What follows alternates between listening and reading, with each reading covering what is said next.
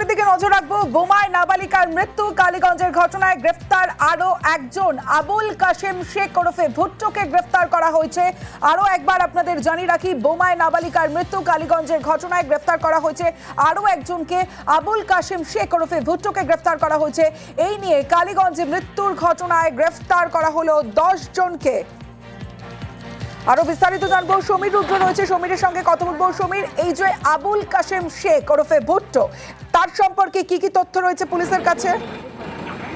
দেখো সমস্ত আবুল কাশেম শেখ যে 24 জন অভিযুক্ত, তার মধ্যে একজন ঘটনার পর থেকে এসে পলাতক ছিল এবং পুলিশ তার সাথে তল্লাশি চালাচ্ছিল।